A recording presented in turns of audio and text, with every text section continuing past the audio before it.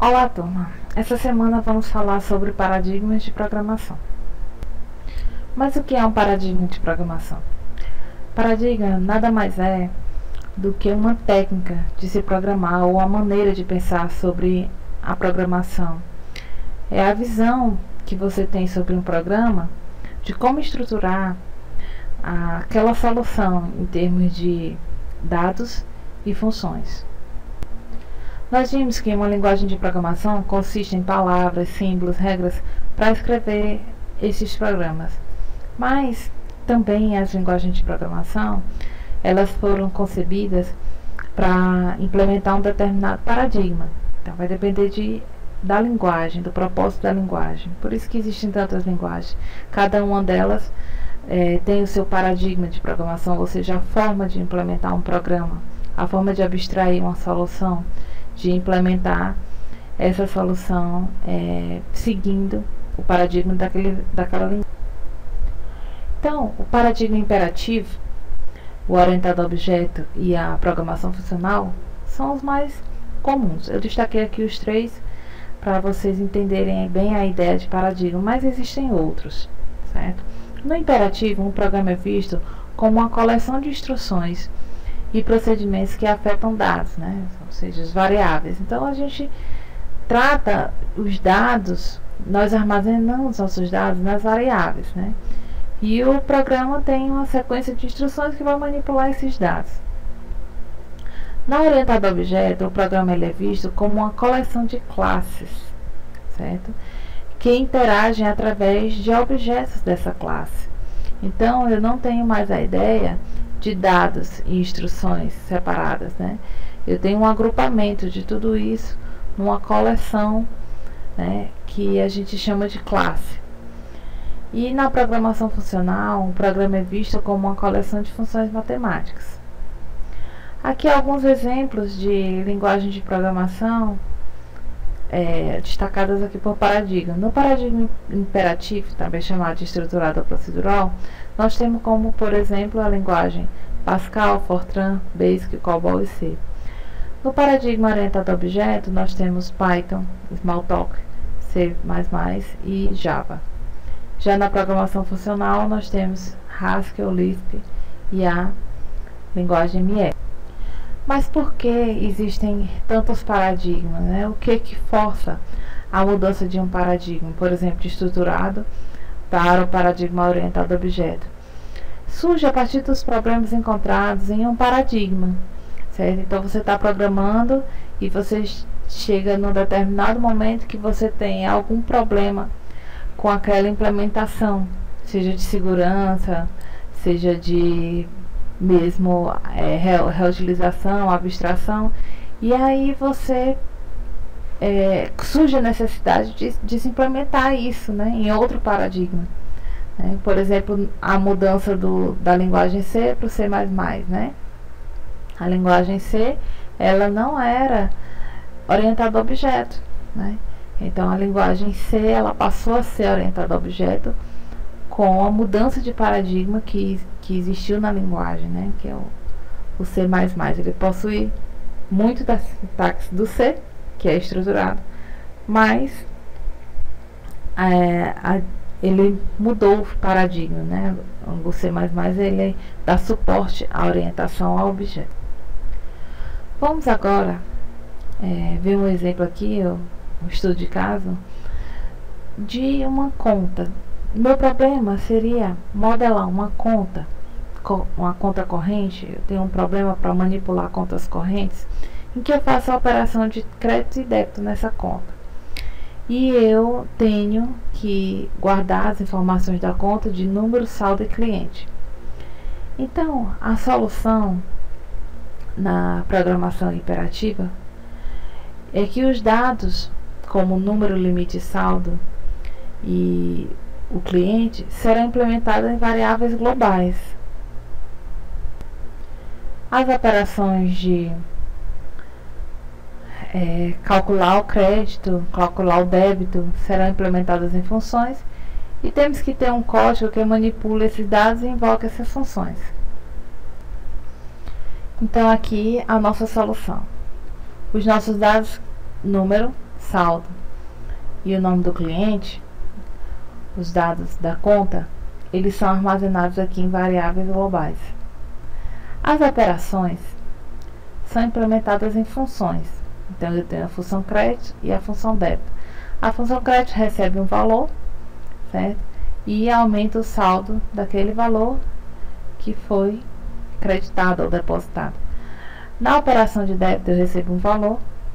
E aí eu testo, se o valor for maior do que saldo, eu não posso fazer a operação de débito, né? Eu não posso sacar. Aí ele dá a mensagem de saldo insuficiente. Se ele não atingiu isso aqui, se ele atingir isso aqui, ele retorna e sai da função.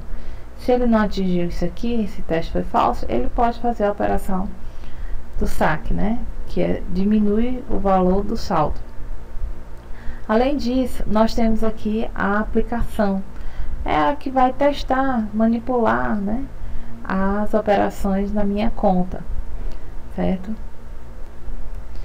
Então, o foco aqui da implementação estruturada, procedural e imperativa é justamente definir funções que manipulam os meus dados, né?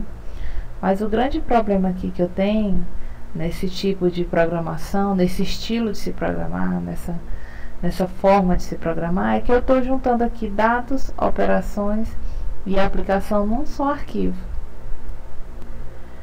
Além disso, a minha aplicação aqui, a parte que eu vou testar a minha conta, eu acesso diretamente aqui o saldo, né? Então, eu posso quebrar a integridade dessa conta aqui. Por exemplo, eu fiz a conta, o saldo é R$500. Se eu fiz um crédito de R$500, eu tenho R$1.000. Então, se eu fosse perguntar aqui qual é o saldo, seria R$1.000. Só que eu faço aqui saldo igual a 400. Ou seja, eu não utilizei a operação de débito ou de crédito para manipular o saldo. Aqui na aplicação diretamente, eu estou acessando o saldo da minha conta. Então, isso fere a integridade dos dados. Então, isso é um problema da programação procedural. Então, aqui, como já foi dito, o foco da programação procedural é escrever boas funções e procedimentos, né?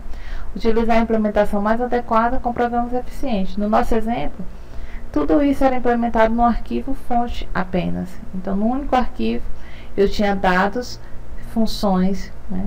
E a aplicação, tudo definido no mesmo arquivo. O problema, como eu falei para vocês, é que a aplicação pode alterar detalhes da implementação, né? E pode manipular também diretamente o saldo da conta, né? O que isso causa que não garante a integridade dos dados. E o código que implementa a conta e a aplicação, eles não são separados, né?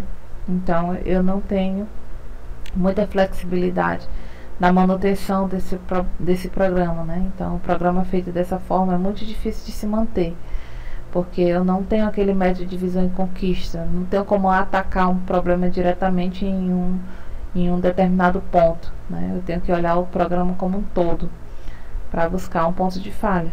Isso é um problema da programação procedural também. Na programação modular, o foco está em escrever bons módulos, né? Então, nós vamos esconder detalhes de implementação para o usuário e separar o arquivo, que antes era em um só, né? Vamos dividir em dois, certo? Vamos separar a lógica, né, do problema da aplicação que vai utilizar aquela solução.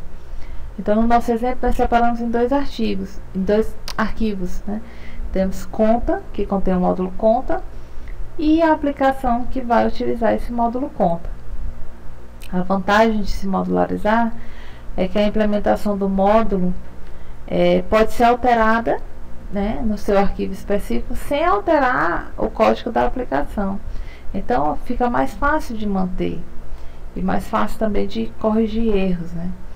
E também mais fácil de se programar dessa forma, porque eu uso o método de divisão e conquista. As desvantagens é que nós não solucionamos o problema da integridade dos dados dessa forma. Então, nós podemos ver no exemplo, né? Então eu separei, agora não tenho mais um arquivo só com o problema e a aplicação. Eu separei a aplicação, certo? Da solução do problema. Mas eu ainda não resolvi o meu problema de integridade dos dados, né? Eu ainda consigo, eu importo esse módulo aqui na aplicação, eu tenho um certo encapsulamento. O que é isso? É o ocultamento de informação. Aqui eu não preciso, em APPY, eu não preciso saber detalhes de implementação disso aqui. Não preciso saber como foi implementado. Se eu importo conta, eu consigo utilizar suas funções, certo? Sem precisar olhar aqui para a implementação. Quando nós tínhamos lá na programação procedural, como era no mesmo programa, essa cara aqui, a aplicação, ela tinha acesso, né, a toda a implementação do problema. Aqui não. Eu só importo e eu não preciso saber. Como, por exemplo, nós já importamos algumas bibliotecas para utilizar, como a biblioteca matemática. E a gente utiliza a função max, a função mínima, a função potência. E a gente não precisa saber detalhes da implementação daquela função. Eu não sei como ela foi implementada.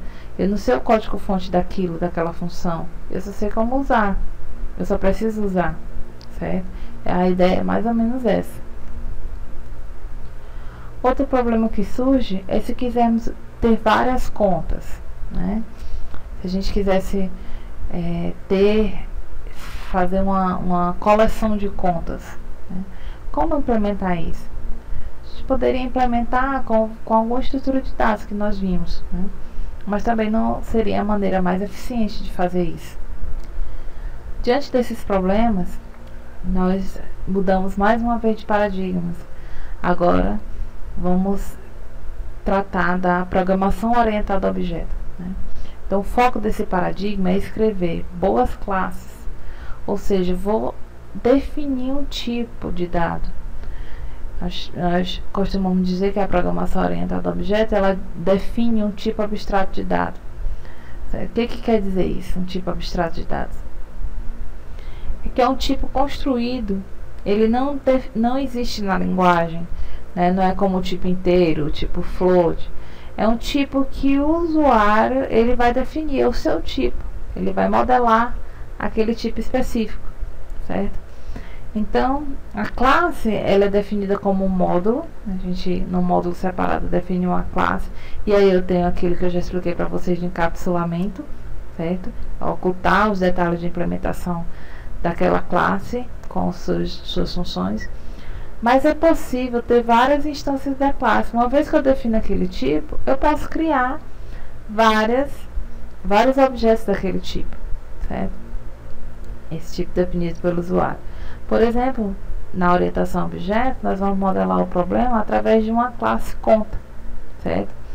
Em que os nossos dados, que antes eram variáveis globais, aqui na orientação a objeto, eles recebem o nome de atributos. E as nossas funções, que lá na programação procedural estruturada, elas recebiam o nome de funções, aqui vão, na orientação a objeto, nós denominamos por métodos, certo? Então eu tenho atributos e métodos. Tudo isso, toda a lógica do problema encapsulado em uma única classe chamada conta. Então a palavra reservada class serve para definir uma conta. E aqui eu tenho um método, vários métodos, ou seja, várias funções especiais que fazem as operações com os dados. Essas funções aqui vão manipular esses dados, certo? Então aqui eu garanto a integridade dos meus dados, porque eu não vou, aqui não tem uma aplicação manipulando os meus dados, né? Eu vou fornecer funções que manipulem esses dados, né? A própria classe é responsável por manipular os seus dados, ok? Então eu tenho aqui a função getClient, que devolve o nome do cliente, getSaldo, que retorna o valor do saldo, crédito, que faz a operação de crédito, e débito, que faz a operação de débito. Tudo isso encapsulado no mesmo objeto conta, né? Essa palavrinha reservada aqui, self, serve para referenciar um objeto desse tipo. É uma autorreferência, um autorreferenciamento. E esse método especial aqui, init, é o método construtor, que vai construir objetos dessa classe, certo? Então, a implementação aqui da aplicação, ela é em arquivo separado. Então, eu implementei isso aqui na classe conta, e aqui eu salvei o arquivo aqui como o conta.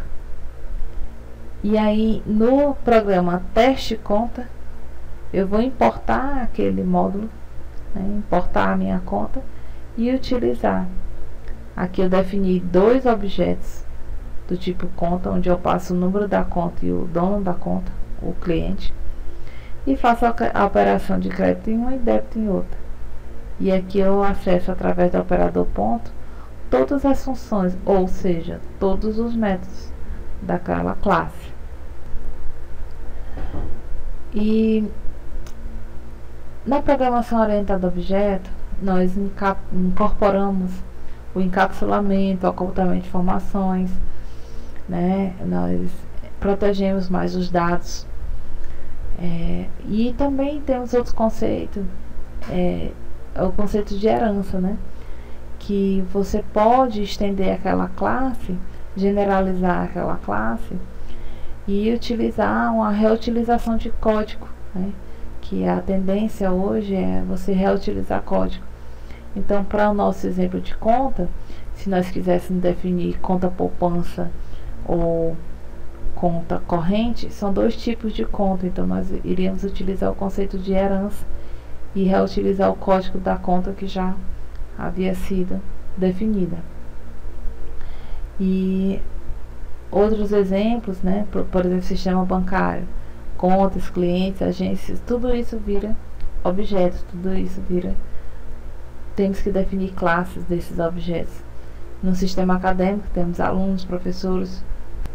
Então, vocês podem observar que no início eu falei que o Python ele tem um paradigma orientado a objeto. Mas, na verdade, vocês acabaram de ver aqui que no mesmo Python eu consegui implementar um programa procedural, um programa modular e um programa orientado a objeto. Então, a questão do paradigma é o modo de se programar, é o modo como abstrair essa solução em termos de dados e funções, como manipular essas informações.